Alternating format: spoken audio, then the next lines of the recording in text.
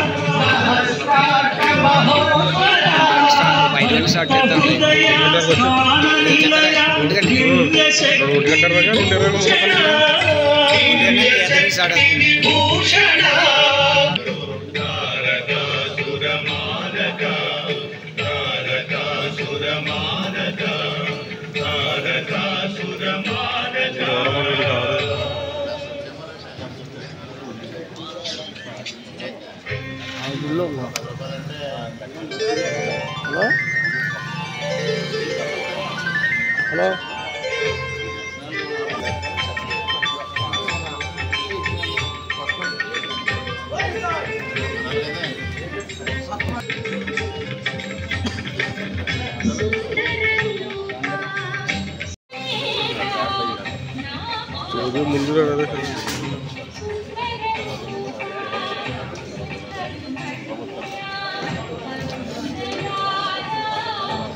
మొన్న విజయ్ వచ్చాడు కదా విజయ్ దగ్గర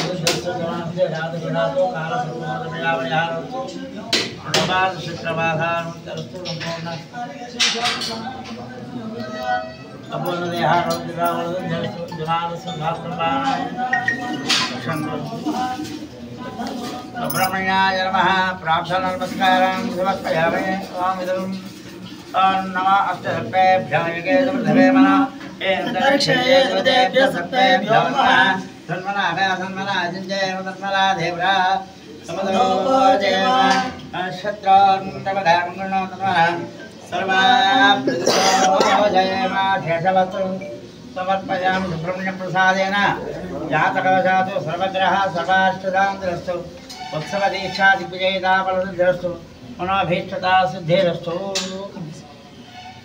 संकल्पिता शरीरारोग्यता सिद्ध्यर्थं जातकवशातु सर्वग्रह सर्वाष्टदान्तरस्तु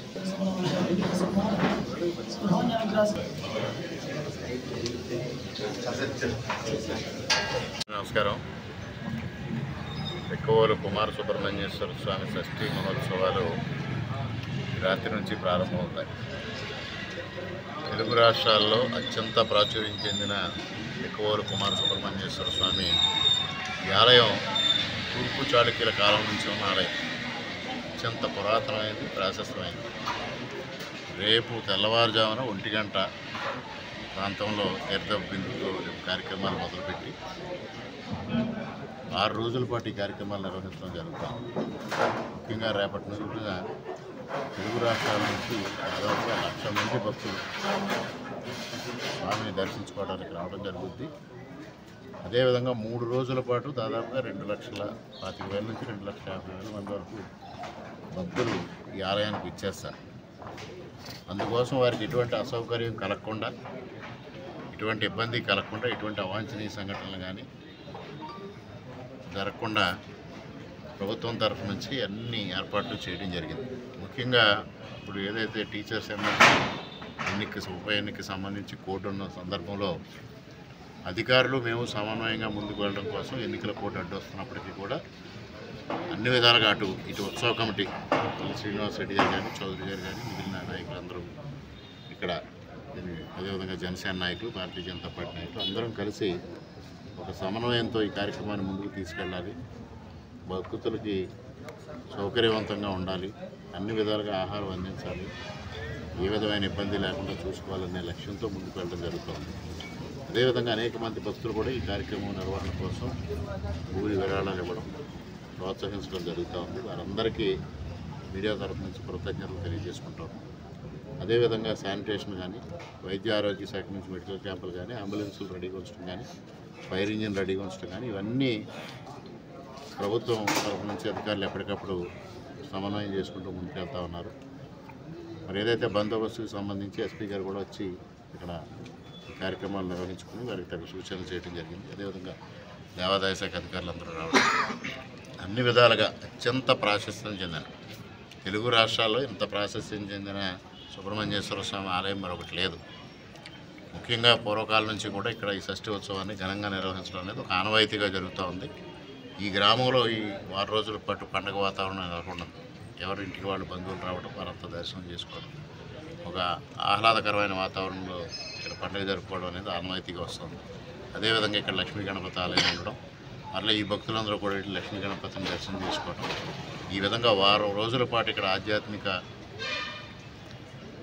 వెల్లివిరిసే విధంగా చర్యలు తీసుకోవడం జరుగుతుంది. ముఖ్యంగా ఉత్సవ కమిటీ అత్యంత భక్తి శ్రద్ధలతో ఈ కార్యక్రమాన్ని నిర్వహిస్తూ ఉన్నారు. భక్తులందరికీ విజ్ఞప్తి చేసేది ఒకటే, మీరందరూ కూడా ఇటు ప్రభుత్వంతో ఇటు ఉత్సవ కమిటీతో సహకరించండి.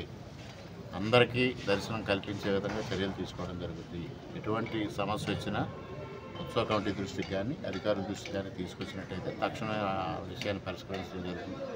ఎవరు ఆవేశాలకు లోను కావడం కానీ, సమన్వయ లోపం వల్ల ఇబ్బంది పడే పరిస్థితులు తీసుకురావద్దని అందరికీ విజ్ఞప్తి చేసుకుంటూ, ఆ కుమార సుబ్రహ్మణ్యేశ్వరం ఆశీస్సులతో ఈ కార్యక్రమం అత్యంత విజయవంతంగా సాగడం కోసం అందరూ సహకరించమని పేరు పేరున విజ్ఞప్తి చేసుకుంటూ, ముఖ్యంగా మీడియా మిత్రులకు కూడా విజ్ఞప్తి చేసేది, ఈ ఆధ్యాత్మికతని వెల్లివిరిసే పరిస్థితుల్ని రాష్ట్ర వ్యాప్తంగా, దేశవ్యాప్తంగా ప్రచారం చేయడంలో మీరు కూడా ప్రముఖ పాత్ర పోషించమని విజ్ఞప్తి చేసుకుంటాం.